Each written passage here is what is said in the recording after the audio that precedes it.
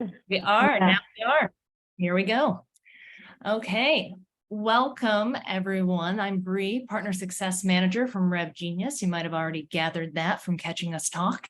Really excited today to have our partner UserGems here with their special guest, Allred from Lavender. They're going to be going over, how to be able to write better emails. And obviously, better emails, more contact with customers, better outcomes. So with that, I'm just going to give you a couple housekeeping items. Please feel free to engage in the chat. Make sure that you ask your questions in the Q&A. If you're watching live on LinkedIn, please engage there, ask questions. I'm going to be trying to catch them for you for Trinity, who's from UserGems, and for Will. But we look forward to presenting this to you. With that, I'm going to turn it over to our host and let them enlighten you all. Thank you so much. Thanks, Bree. I'm having two screens right now, so sorry guys. I'm kind of like, one screen is on Zoom and the other one is LinkedIn Live. It's pretty trippy. I love that. Yeah, the trick I found is actually to have your phone up. That's like super better. I can see myself. I do have a phone too. Like this yeah, is and we can keep all the comments. So if you'll drop them, we'll catch them. All right.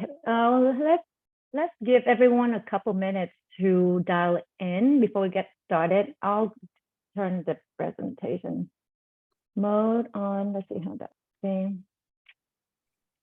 While we're waiting, for folks who are attending Zoom or LinkedIn Live, maybe drop in the chat where you're calling from. That'd be nice. Yeah. I'm in Atlanta today. I'll be in San Francisco tomorrow, and then Austin next week. So if you're around, hit me up. Man, you're doing a US tour? It feels like it, right? Yeah. No, but yeah, drop in the chat where you're calling in from. Always curious to see where folks are located and whatnot. I know I've got quite a few followers in Atlanta, SF, New York, but it's always fun to see all the different locations people come in from. I'm calling in from Miami. Was in SF a couple weeks ago. Going to New York next week. So yeah, we fueling the airplane industry in the United States. Right? Yeah, I'm keeping Delta alive and well. Absolutely. I do see someone. Hey, Henry from Miami. Yep, see New York. Love that. Oklahoma. Hey, Kyle. San Diego. Beautiful. We have Raleigh, North Carolina. We actually have a few team members in UserGems in North Carolina. Charlotte. Yep. Wow. This is so cool. This is so cool. All right, I think we can get started. I could not figure out how to do in a full presentation mode, but if you don't mind, let's use it like this. Looks good. Yeah, that's fine, right? All right, some quick question. Will, do you want to kick us off with some intro about you and Lavender? Yeah, so I write a lot about email. If you follow me on LinkedIn, I talk primarily about cold email. And one of the big reasons that I can and why anyone bothers to listen to me is because a couple of years back, I started a company with my co-founders called Lavender, and we're helping over 10,000 sellers write better emails, and we help them do it faster. And so we gather a lot of data points on what it is that's driving better response rates.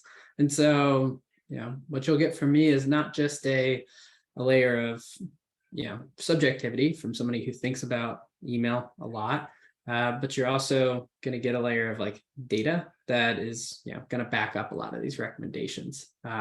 So yeah, Trinity, I'm thrilled that y'all invited me to do this. It's cool to do a webinar with a customer and a product that I truly believe in. So this is fun. Oh, that's awesome. No, happy to have you here. Well, the team, so my name is Trinity for folks on the call. So I'm running marketing and ADR team for UserGems. So we're also a sales software. The way we do things is we track people's job changes to help you guys sell easier and quicker and faster, but also help you with like multi-threading, kind of like reaching out to the rest of the people in your target account. So that's what we do. So it's in the sales space, and that's kind of like how I ran into Will. But then better is because of marketing and ADRs, we write a lot of emails, sometimes warm, sometimes cold. So a lot of emails. So we constantly testing with sales, email sequences, etc. So learn a lot from Will, and our team is a huge fan of Lavender. I think the first, like a new batch of ADRs we just hired, when they joined, the first tool they asked is Lavender. I'm not kidding. Like Will has all the screenshots from our team. So huge fan of the Lavender team. And that's why it's like, you know what, let's talk about emails and trigger events. Who better than Lavender and Will? So.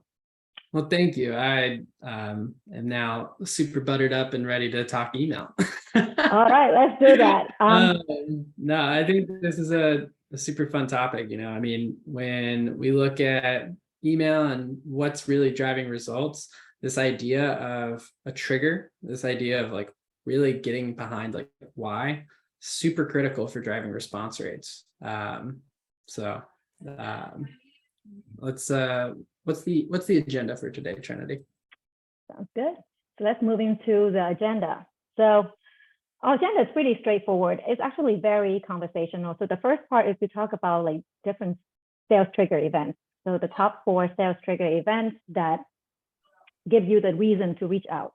So we get into that a little bit. And then after that, the second piece is we will share the framework for writing better emails. I think it's kind of like, before he helps you edit your emails live, I think it's good to know how to do it yourself.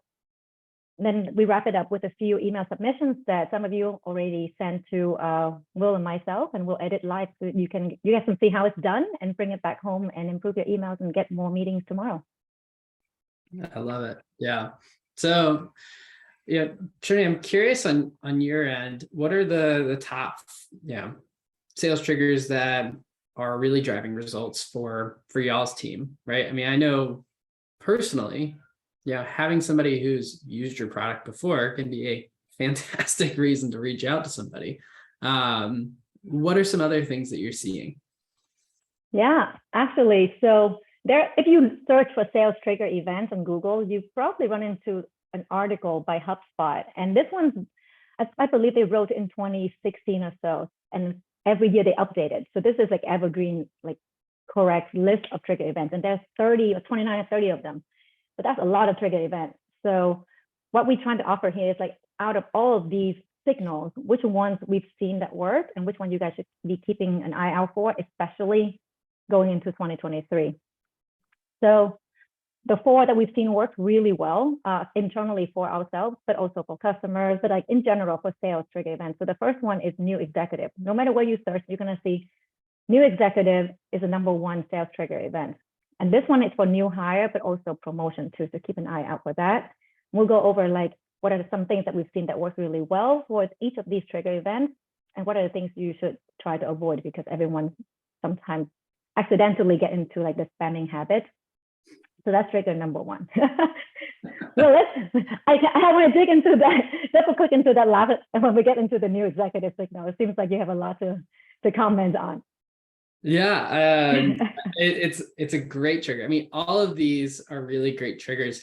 The key is understanding like what it means, right?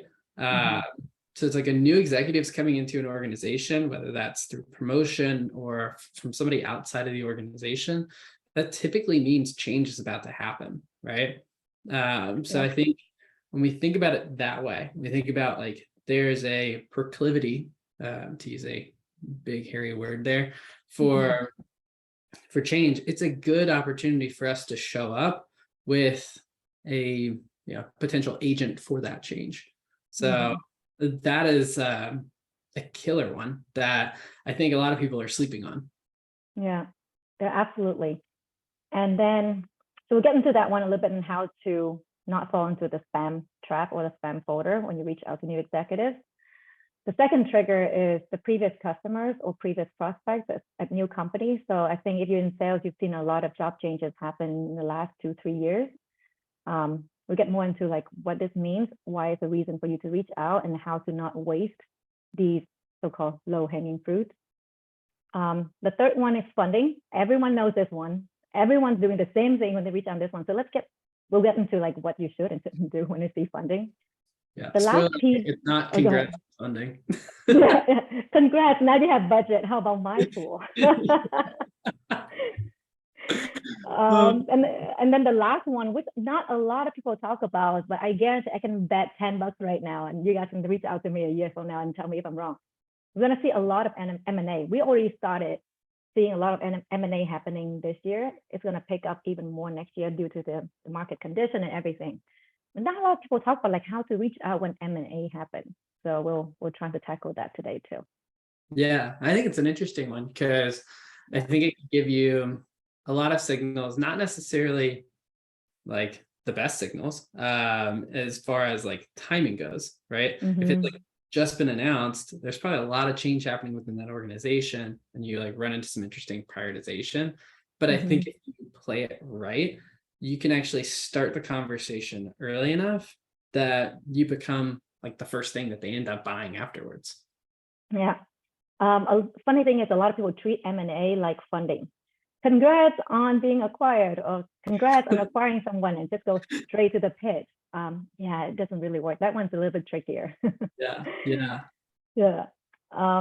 So we'll go a little bit into like what are the things to look out for. By the way, guys, I'm looking on this side because I'm also looking at the LinkedIn live chat. So if you guys have any questions, just throw in there and I'll surface to Will and we'll cover for each other every now and then. So for new executives, so this one, so everyone knows that new hires usually a good trigger to reach out to, but not a lot of people know that new execs do spend roughly about 70% of their budget in the first 100 days. This one is pretty well known like stats, but it's kind of crazy when you start thinking about it. It's true, like what Will mentioned, like they hired or got promoted to kind of shake things up a little, so they're more open to evaluate. That's actually pretty wild. I didn't know that. Yeah, whenever we share this with salespeople, everyone remembers this stat. It's crazy, but it's true. Because if you're a new exec joining a company, usually you have to report your the results, the impact that you make in 90 days to the board and the CEO. Oh yeah, so you got to make some changes, shake things up a little. So it actually makes sense. A tip here that I don't see a lot of people do because it's a little bit hard to do is, instead of reaching out to them, say, congrats on the new gig, what are your top priorities? Well, that's just basically you dump your homework onto someone else to answer for you and also hoping that they will buy from you. The best tip I've seen is trying to find the job description, the job post of that role on their website. So if you go use tool like Wayback Machine, see if you can find that job post, because all the bullets in there are basically gold mines for you. What do you think? Oh, that's smart. Yeah. Yeah, I know one of the things that we thought about early on in Lavender was just putting the job board in the product, right? So if you're prospecting to somebody, like, someone at UserGems is trying to write somebody an email, you could actually easily pull that up. It's something a lot of people don't think about, is the job description, because you're basically getting like, this is what this person is being hired to go do. You can also see what somebody's hiring to have done for them, right? They're trying to delegate that out to somebody net new. It's a new initiative. It can tell you a lot about like corporate strategy. Job descriptions are great. Yeah. A lot of time people think job descriptions are generic. Not really. Ignore the top and the bottom part maybe, but in the meaty part, the middle, all the bullets, hiring managers actually put a lot of thought in those. So find job descriptions. Yeah, well, and also you can look at it from a high level too. Like, what's the percentage of roles open across each piece of the organization? If a company is like 60% hiring for engineering, like they are clearly focused on trying to build differentiation and like be on the cutting edge. Whereas if their hiring is like very focused on sales, their focus right now is just like efficiency, growth. That's like the thought process there. We're probably going to see a lot more on like the sales hiring over the next like 12 months, if you ask me, but I'm also optimistic. During this day and age, we all need optimism. The second piece is, and this one's obvious, but really trying to do this on your day to day, it's hard to do it. Just don't pitch slap. Don't reach out immediately. Say, congrats on a new gig. Here's what we do. Da, da, da, da. Yeah. So in the first 30 days, like just for context, yes, they do make a lot of decisions in the first 100 days, so the first quarter. But the first 30 days, usually, at least for good executives, what they do is they're not going to buy anything immediately. They actually audit what's there, what's missing to help them, the team get to the goal that they were hired to do. And then the second piece is building relationships with their peers. Like if they join marketing, their relationship with sales, CS, RevOps, and also build relationship with the team that they inherit. So they're listening a lot. They're observing and listening. So then if you expect to like pitch immediately on day one, their day one on the job, and expect them to buy in the first 30 days, ain't gonna happen. So your goal right now is just congrats, be like a human, stay on top of their mind, trying to add value where you can. And one tip that we've usually seen work pretty well is multi-threading to their peers, just kind of reaching out, understanding what's going on in the org, especially when they hire a high-level exec. There's a key strategy that they're trying to get to, trying to get all the information here, but also bottom up, so the team that they inherit. Combine all this thing because you now help them listen and audit more effectively in the first 30 days. So yeah, the multi-thread tip is killer. So when I'm talking to teams about cadences, I'm talking to teams about like how to think through truly reaching out to an organization. Yeah, the best of the best are thinking about the account. They're not thinking about the prospect because they recognize that there's going to be multiple stakeholders involved in this ultimate decision. And some of them are above the line as far as purchasing power, and some of them are just more of like, below the line buyers, right? Where they're going to be potentially your end user, but you can also get a lot of intel from them. And you think about the person coming into a net new role, if you can offer them perspective or insights that, they're in the process of already trying to gather, that's just you being helpful. That's, the quote unquote value add that you're hoping to accomplish as a seller. Yeah. By the way, we got one question from Melvin here, which is, do y'all suggest searching on LinkedIn to try to find that job description, or would there be other sites where you could easily find an old job description for a new executive hire? I would imagine if it's a net new hire, it's probably still, a lot of companies will probably still be on the job board. The other place would be, there's a update refresh time sort of between how often a job board's updated and how often our product picks it up. So like, I think our product would actually probably still have it, at least for the first 30 days. The other thing that comes to my mind is your suggestion, Trinity, which was the Wayback Machine. Waybackmachine.org. It's basically it archives all the websites as they refresh. So you could pick a date and it will show you the website, how it looked like a month ago, 2 months ago. So you can find the job post. It doesn't work 100% of the time, but it's helpful. I think we probably need to do like a post about how to do this. I talked to someone who was a former RevOps at Spendesk, and he built this playbook for their sales team to find old job posts to help the team find these details. So you can follow Lavender, follow UserGems. When we find that playbook, we'll share it out to you guys, and you guys can try to implement it. Yeah.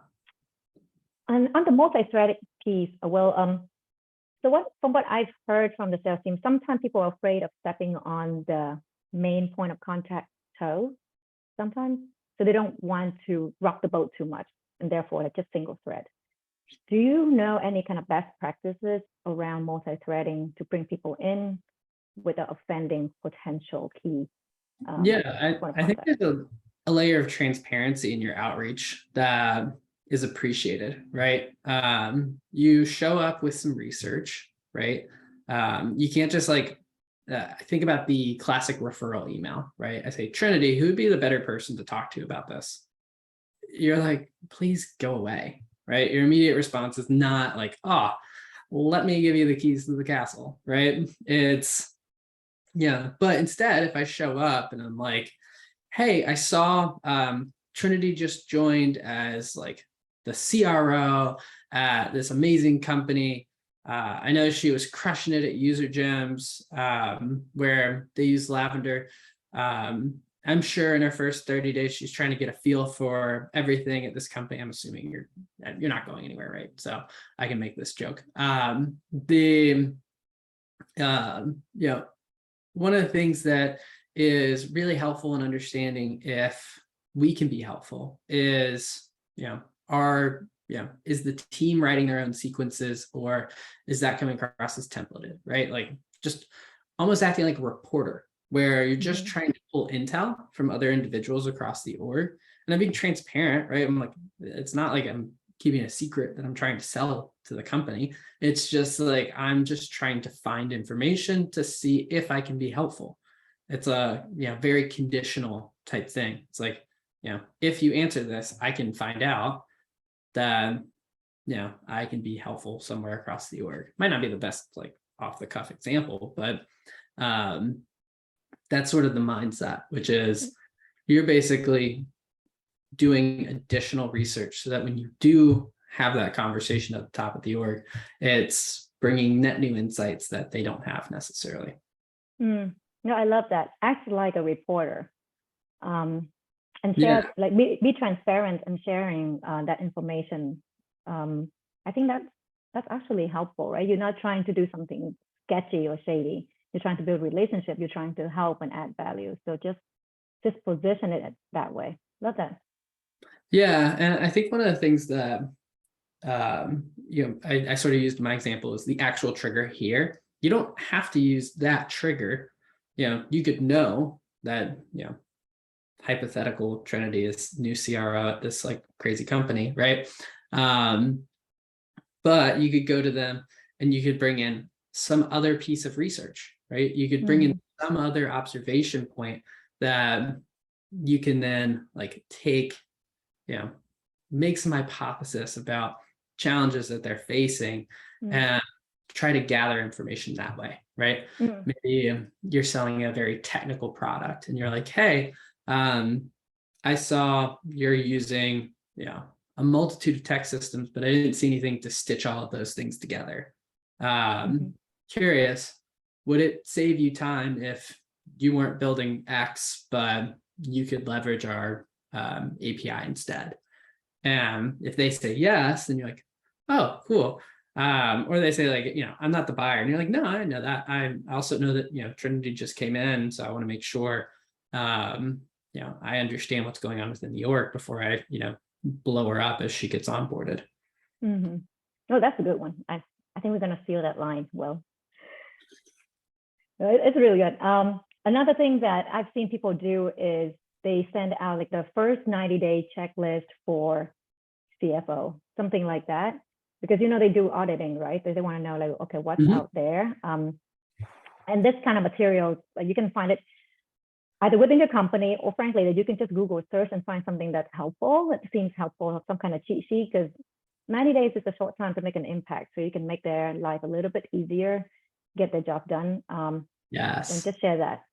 I actually have a framework for this. And it's not one that I listed in the slides we have prepped. So we're going off the cuff here. It's one that I got from Christina Finseth, who, if you don't know, Christina Finseth is amazing at writing cold emails. She came up with the FIRE framework. One of the emails within the FIRE framework is this thing that she calls neutral insights. Neutral insights, it kind of gets at what you're getting at, Trinity, which is like, other in their first 90 days, what's something I could send that's helpful? Well, if I send you my blog, right, your immediate gut response is, well, that's kind of biased, right? Yeah. So instead, you find a third-party resource that supports something that you want them to start thinking about, right? So I'm putting together, I've used this email a bajillion times, so I can almost like regurgitate it, which is like, hey, I saw you are planning on hiring a bunch of new reps.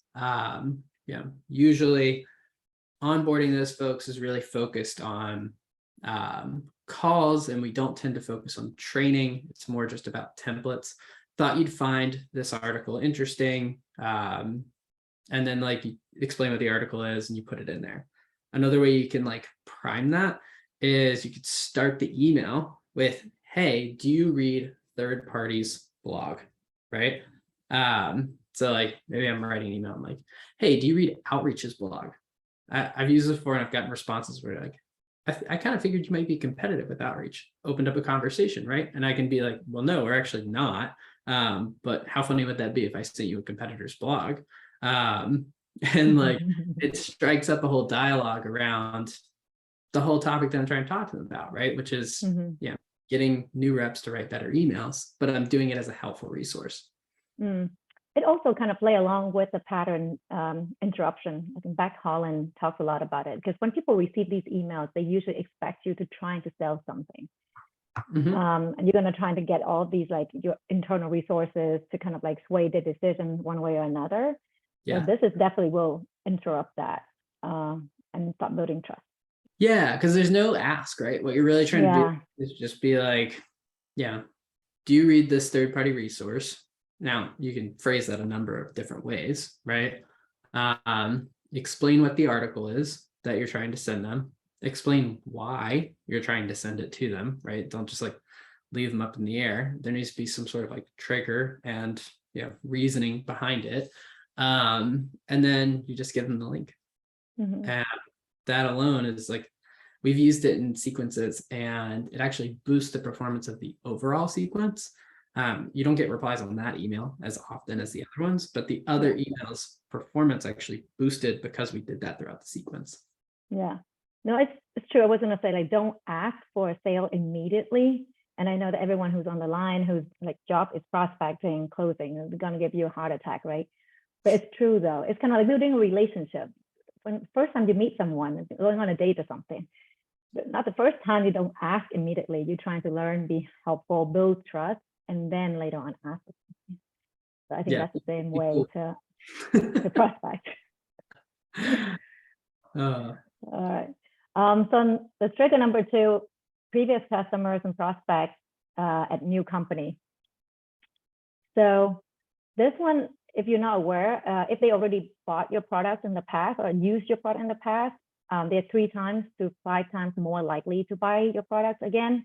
Why is the difference? Well, it's really because of the product market fit, like what is your PMF, but also like whether they land at the ICP account or not, like the new company, whether it's a good fit for you or not. But on average, it'll be like 3 to 5 times higher. This one is pretty self-explanatory. If you're in sales, you know this play. This is the oldest sales playbook ever. They know your brands and products. There's already trust there. So it's a lot easier to start, like pick up a conversation. The tip here though, just like every trigger event here, like that, just because it's a trigger doesn't mean that you put them into a completely automated end-to-end kind of sequence and cold calling. Tailor the messaging. These things are just enabler, guys. Like use this as a data point, but then figure out, like put the human into it, like tailor your messaging based on the relationship they have with you, whether it's customer or prospect. Prospect also could convert. Close lots happen just for a lot of different reasons. So just because it's close lots doesn't mean they don't like your company or your product. It's maybe just bad timing, right? Or maybe the new company is a better fit. If the decision maker versus influencer, frame your message that way too, and then power user versus casual user. Good thing is a lot of times your company internally, you have all this data sitting somewhere in your CRM or product database. So use that to tailor your messaging. This will convert a lot better than like any other leads that you have out there in your system today. Yeah. And it's funny, as a product that has a PLG motion, we see so much of this. So I guess it kind of gets into your point of multi-threading if you want to pull it up, right? Because I'm thinking about it. Actually, like PLG companies have an unfair advantage in the sense that I can immediately start multi-threading because sellers are moving between different organizations and they're typically bringing us into the conversation, right? Like you mentioned, like one of your reps was like, oh, like excited to get to use Lavender, right? Yeah. And so it's a really effective way to trigger a lot of that multi-threading. The thing that came to my mind is like, how do you put that how do you start that conversation with somebody, right? Because like if you're in sales and they've passed off to CS and then they go somewhere new, right? There's like, how do you quite like put that message together of like, hey, it's been a minute, like, but so excited to, sell to you again. You have to find that like friendly way of doing it. I'm curious at UserGems, are y'all seeing like one way that's better than the other? I mean, I imagine just starting off with like congrats on the new role is probably a good start. Yeah, like we everything, all the tips that we just shared for trigger one apply to this one. So like, well, if you join, like we know each other. If you join another company, you won't. But if you join another company, Be weird. the first thing, like, as a human being, I'll be like, hey, congrats, that's awesome. Congrats on this. I know who so and so in this company. Trying to be like a normal person. And usually we also offer like some kind of gift as well. Like, hey, I'm pretty sure the first month's gonna be super hectic. Here's some like, small gift card to get the ball rolling. Like just be like, be a friend. No ask. We never ask for a sale in the first, never, ever. So yeah. Yeah. The thing that I do with our buyers, right? We've had a handful of like VPs of jump ship, and we've been like the first thing that they go purchase is, instead of being like, hey, like we got to get Lavender on board at that company, right? Like, don't do that. Yeah, like really Like, don't. cool. Yeah, but like also just highlight. I saw a post by Rosalind. She's like a RevOps guru yesterday, and she was talking about someone reaching out to her and just like the same email, the same voicemail constantly for the last like week or so. The thing is, she was a customer of this company 3 times over, and somehow that completely got missed in the CRM. So the new rep didn't know. So I think like when you reach out to previous customers, the difference between reaching out to trigger event 2 and 1 is acknowledge like, hey, we're gonna miss you at X, but I'm sure you're gonna kick butt at Y. Acknowledge that relationship, and then and then move on. And of course, you're using sequences, so you can like the next step could be like 14, 30 days later, come back in like, hey, hope you got your feet wet. How are things going? Do you think now is a good time to like reconnect? Yeah. Some of the things that I've used are I'll either look to see if the company's kind of similar, but at like a previous stage, right? So like if they go from company A in company B is running very similar playbook and they want that person to go in to run the same playbook, I would like acknowledge that. I'd be like, oh, that's so cool. You're going to work at X company. I imagine like you're thrilled to take the learnings when you were growing, original company and apply them here. Like super cool, right? Yeah. Which like makes total sense. It also just showcases a little bit like one extra layer of like, hey, I'm not just like sending you the automated message of like congrats. I actually thought about what you're doing and where you're going, right? And it doesn't have to be like that well thought out. Ideally it is, but it could just be something like, I checked out their site and it looks really cool, right? Like that just is like one extra layer that gives you a little bit more. There's a question just popped up on LinkedIn. What is your recommended time between the first 3 emails in a cadence? Chad, I'm assuming that you talk about the any cadence or just this current event, trigger event. I'm guessing that the job change. Yeah, I'm gonna say like any of these trigger events, like it depends. So if I'm reaching out about something like this and they're joining net new at a company, or there's someone net new, blowing them up with like, hey, you've got this big problem, I need to go solve it, like that's probably going to put them off because you're probably not their top priority, and that's okay, right? If you were, they probably wouldn't be very good at their job, and that's also okay. Versus like if there's something that like, they've been in the role for a while and like there's something that they're working on, I think you could be a little bit more upfront in your outreach, right? I refer to sprints where it's like, you made this observation, you have this reason for reaching out, and it's, as far as you're concerned, valid reason to be there. There's nothing wrong with like, the first 3 coming fairly succinctly on top of each other, whether that's like day 1, day 3, day 7, and like you can always like play around with that and test, but at the end of the day, it's going to come down to, did you catch them at the right time, the right message? Yeah. I think like from my perspective is test them beginning as soon as you can, stay top of mind, build that trust, no ask, let it breathe. And it could be like between 3, 4, like it as in the sequence breathe, up to like 14. So like some of our sequences, like for example, the previous customer one, it's 14 days for us before we kind of like resurface again, add more value, and then kind of bring up the conversation. So we've been testing this for about 3 years. The 14-day break to 30 days is actually a healthy mix, and it's show that you consider it. But yeah, test around with your industry and your target market and see which one works best. Yeah, because if you come in too hot, especially in like the early days on the job, they're gonna just like unsubscribe, right? Yeah. Yeah. That one's one you definitely have to be a little bit more slow. All right. Number 3, everyone's favorite, funding. Congrats. Congrats on getting money. So I guess that we're not going to get too deep into this one because you all know what it is. Just some facts, and I feel like some newer SDR don't have this. So usually for companies that do fundraising from C to Series C, their revenue goal that they're trying to get to usually 3x. So if they were like 1 million and they just raised a seed, then like to achieve Series A, they have to get to 3 million, and then 3 million to 9 million. That's kind of like usual like VC rules, and after that is 2x. So use this and weave this into your conversation to make it sound like you know what you're talking about, but this is very standard. Yeah, the 3x, 3x, 3x, 2x, 2x. Yep, triple, double. Yep. Yep. And that's a classic.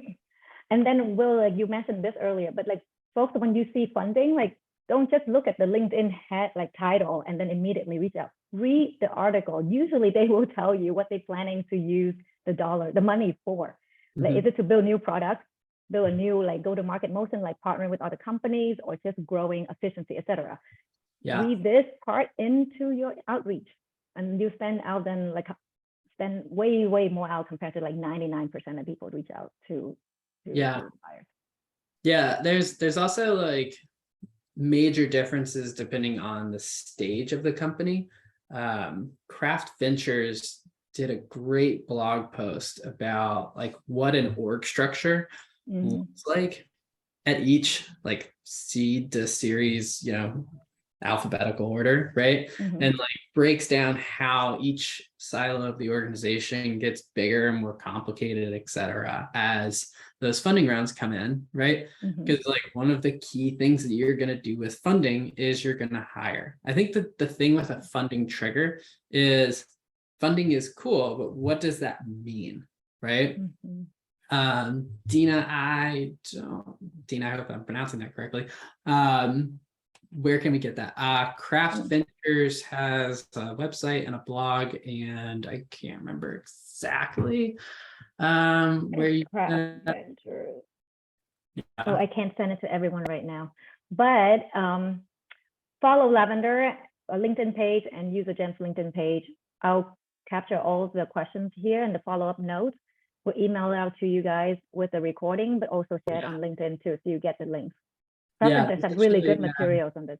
Yeah, there's a YouTube video. So if you search Craft VC org structure, should be like the third thing that comes up is like a YouTube where they talk through like org charts of different stages from David Sachs. I was gonna say from David. But super informative. Where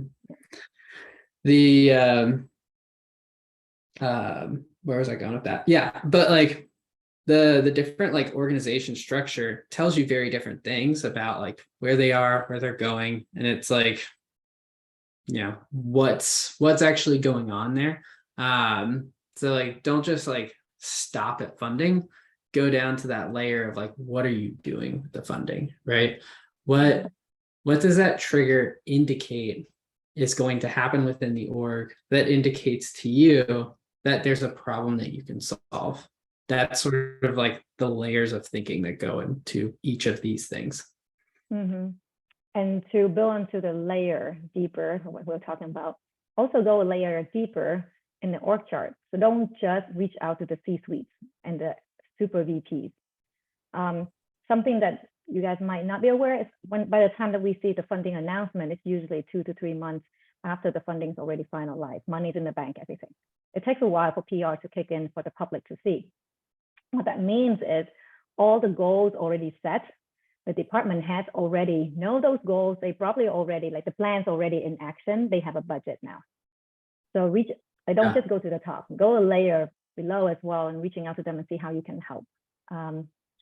That's a great point. One of the things you can actually do proactively ahead of time is if you see them posting about the fact that they're hiring, there's probably something that's changed within the organization. Like you can start to sniff these things out ahead of time. So like social posts can give you a lot of an insight right there. The other thing that comes with what you're talking about, Trinity, is back to that being a reporter, right? You have somebody net new to the organization that's like getting their feet wet, getting a feel for what's going on. They're probably finding problems. They're probably uncovering things that need to be better.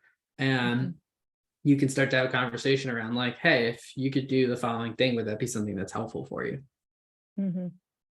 Yeah, I love that. The hiring one, that one is so true. Oh, that is a good one.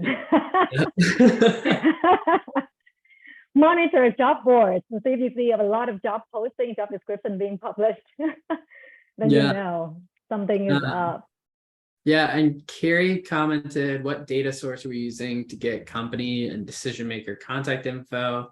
I can tell you personally, I use LinkedIn Sales Nav. I'm a total fanboy. I can get I don't think you can see it, but I've got that pillow right there, right? Yeah.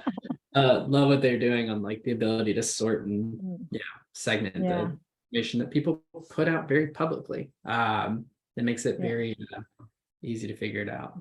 Yeah, there are a lot of tools out there. And you mentioned Zoom Info, Seamless, Sales Navigator. There's a lot of like data enrichment. UserGems also does this. It's one of our products in case anyone want to check out. But there's a lot of tools that can help you get like decision maker contact information. What you need to find out is for your target market, does that vendor have accurate information for that target market? But if you're going after like selling to restaurants, etc., I don't know. I don't know if Seamless or Zoom Info would have that. Maybe they do, but maybe they're specialized data providers. So it really depends on your market. Yeah, I'm seeing a few comments about like data discrepancies, Carrie.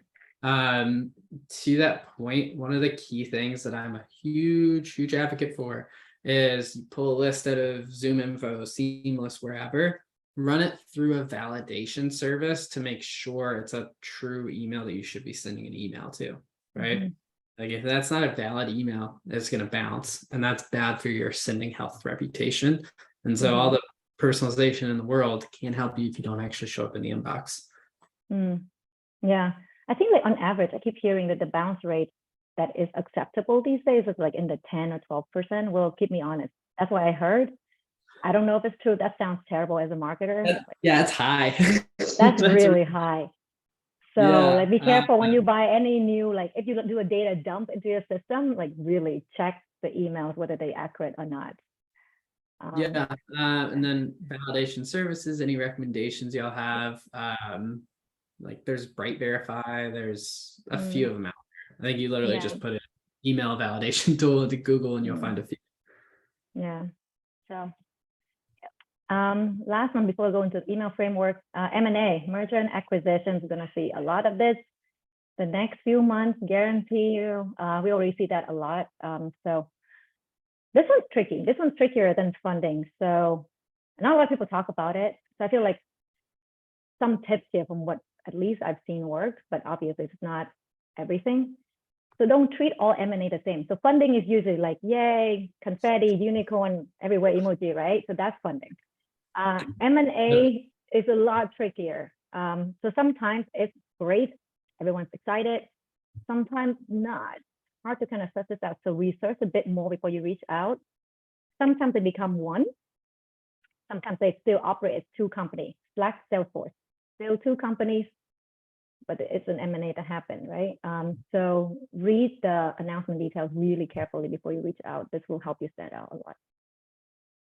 Yeah, it's a tricky one because I've also like seen deals die because of M&A, right? Yes. Where, like you're like, oh, it's going well, everybody's jazzed, and then like the company gets acquired, and you're like, wait, where? You definitely will see that kind of like, especially when they get fully merged, when they will become one, then all purchases stop because now we have to merge to Salesforce. So that happens a lot. Well, and like on that same note too, like I think one of the things you have to recognize is when an M&A is taking place, like your deal is going to get delayed. There's a freeze on all of those like new net purchases, and so you're going to have to wait for the dust to settle. And so what you can do is recognize it for what it is, which is your account just got bigger. It's good, right? See the silver lining. The other thing is you got a lot more time to dig in, get to understand what's going on, and you just have to be patient. Yeah.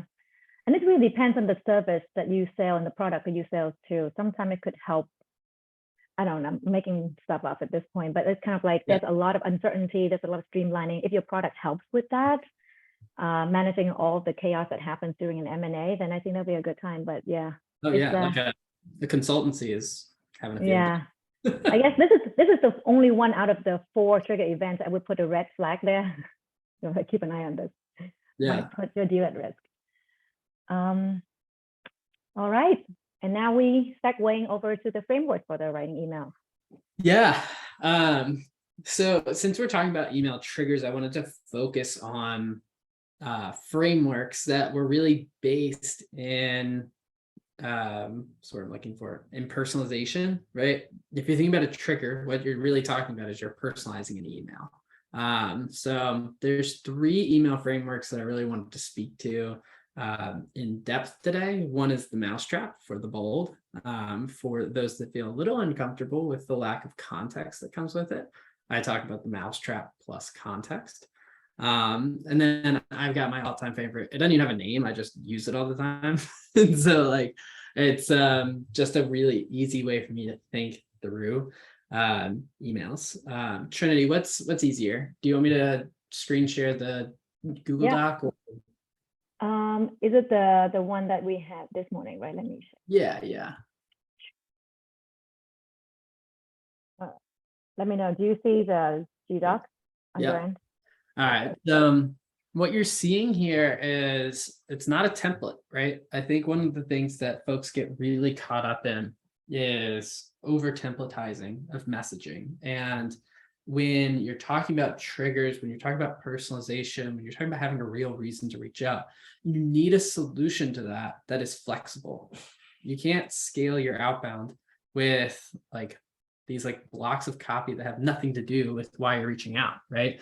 And so what you have to do is you have to give the team flexibility. You have to give the team a way of thinking about things that allows them to adapt to the situation at hand. So instead of mousetrap being, the following thing followed by the following thing, it's, hey, you're going to start this email with an observation, and then you're going to ask them a question. That's it, right? Like, and what you get from that is you start to design like, oh, that allows me to like, okay, the observation could be funding, right? Well, hey, with the new funding, I imagine you're starting to think through your hiring plan. Curious if you have a plan in place for training them on email effectiveness, right? I came up with that on the fly, but like that would basically be a mousetrap, right? Just like the observation, kind of tying that into some sort of insight that you're deriving, and then you're asking a question. The added context, if that's like too light for you, right? A mousetrap, by the way, works really well on say something like LinkedIn.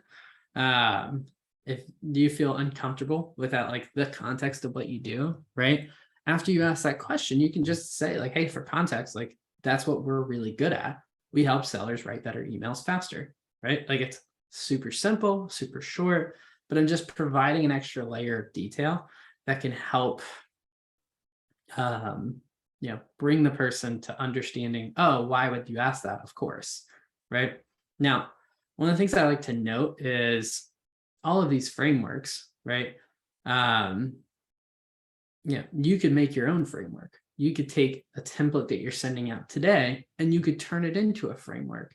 So maybe you've got a template that you've put together and that you're hitting send on. Like, just break it down line by line and ask yourself the question of like, oh, what am I trying to accomplish here?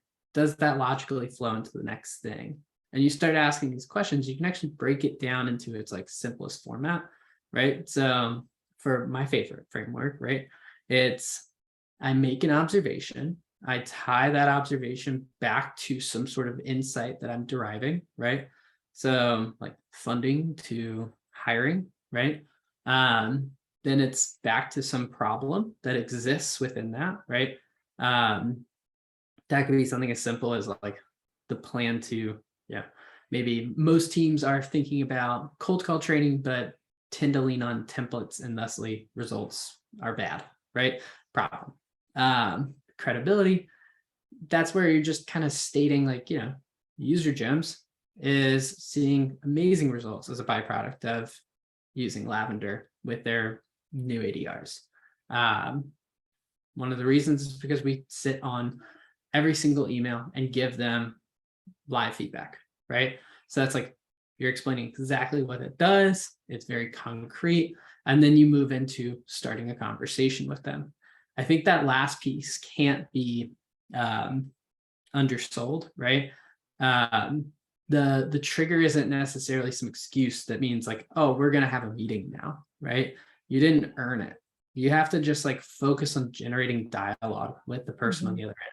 And that can be the interest-based CTA of, hey, worth a chat, right? But you can also get creative with it. You can say things like, do you think something like that would be helpful? You could say things like, open to, curious if your team is using a tech that does this already, right? Just be like, hey. How about if you just say like, what do you think? Because I'm thinking like, how would I write this to a friend?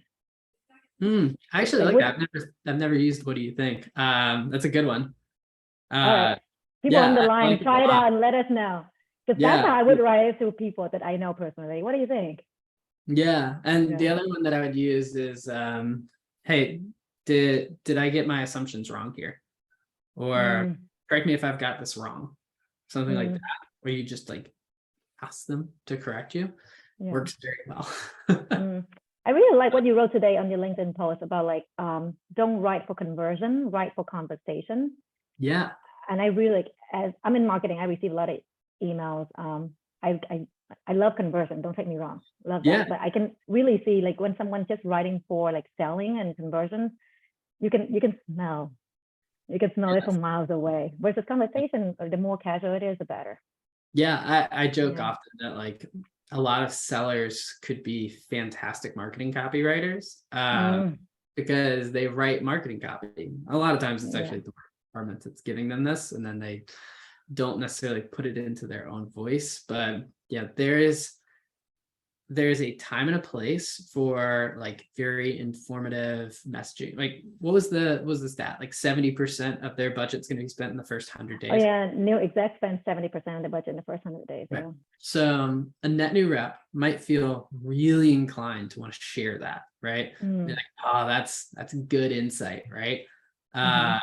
And so they'll start the email and be like, hey, Trinity, as you may know, 70% of team's budget spent within the first 90 days.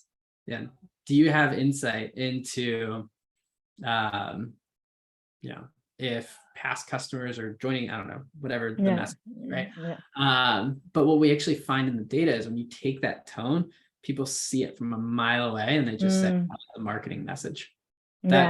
That wasn't actually sent to me. even though behind the scenes, you actually had like the full intent of like, oh, they've just hired a new exec, right? I've done all this research and I've thought about it. Their mental spam filter like picks up on it and it's like trained to be like, oh, throw that away. Yeah, too many people have been using it. I mean, like like a decade ago, they recommended like, if you start with a question, did you know? Do you know? Things like the informative tone, then they get people engaged because it's a question. Having said that, in the last 10 years, everybody has been using it, and therefore now the filter comes up. If I see that, I know it's like some kind of like sales pitch or marketing pitch. Yeah. Well, yeah. Okay. I don't have anything deeper on that. Great. Okay. So we have 5 minutes left. So yeah, we have some email submissions. How do you want to do this? Yeah. So this is actually a perfect segue because this email reeks of informative tones, right? Hiring talented agents is a difficult task, especially for fast scaling international companies. Hiring a talented native speaking agent is even harder, right? The trigger is obviously that the company is hiring, right? And that could have come from the fact that they got funding. But the way this message is like proposed, it looks like it was shot out to like 10,000 of their closest friends, right? And it feels like this person is just talking at you. And so instead, you want to start with that observation, right? So you want to start with something along the lines of, it's ironic that it says language is difficult, right? Writing emails is difficult. You want to start with something that says like, hey, Trinity, I actually did my homework, right? I actually showed up here and, I saw, or maybe I'll say, looks like you're bringing on, and then what's the role would be here? Agents to help with translation. Yeah, it sounds like almost a customer support service or something. Yeah. Hey, it looks like you're bringing on agents to help with translation. All you're saying there is like, hey, I did some homework here and I actually made an observation that brought me to what's happening here. Then what you'll do here is like tie it back to some insight that you're deriving, right? Which is like this challenge that they're actually a native speaker versus they have it on a resume. And so you put that into terms like you'd say it. So instead of looks like you're bringing on agents to help with translation, as you've reviewed resumes, I imagine you've come across a few self-proclaimed native speakers.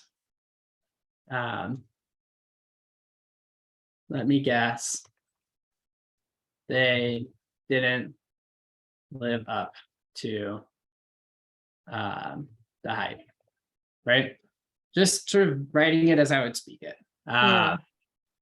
Then you can get into, okay, so now I've like tied it to an insight, and that insight has led me to a problem, which is these people do not actually have native speaking capabilities. Instead of going into all this verbiage of like removing the barrier of language complexity allows you highly qualified technical agents, right? Instead of trying to find a needle in a haystack, we offer tools to hundreds or thousands of international companies that levels up their ability to sound native. I don't know. There's probably a better way to phrase that, but like we're doing this live.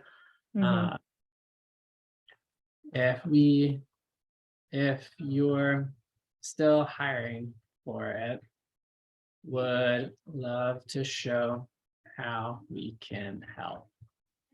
A very simple additional CTA which basically you're asking, are you still hiring for it? You could actually do an A/B test here, and you could just say, before I jump the gun, are you still hiring for this? Right. And so like easy split there. You can do it as a conditional, just unsure sentence, or you can do it as a question. Our data shows you don't have to ask a question to get a response. And this is usually why you use an if then type statement. Example being correct me if I'm wrong. Yeah. If I'm wrong, then you will correct me, right? I really like it. It's very conversational. Like the let me guess. I imagine you come across a few self-proclaimed native speakers. I can see like this is how the team that's having this issue, that's how they talk to each other. Like, this person submitted claiming that they're expert level and turns out not.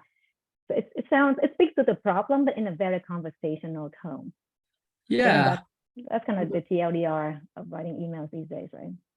Yeah. Well, and it's funny, we got a comment at the very end there that was, yeah. Can we talk about like language around text messaging, Teams chats, or LinkedIn email? It's the same thing. It is the exact same thing. How I would text you should be how I would email you, should be how I would shoot you. Especially with text now, it's on mobile. People read emails on mobile too. So optimize for that. Make it easy for someone to read. Yes, it is where you are 8 times more likely to have your first impression. Yeah. Carrie, thank you for the feedback. Like we'll think about it. If there's enough content to share about text messaging, chat, LinkedIn emails, and we put another session together.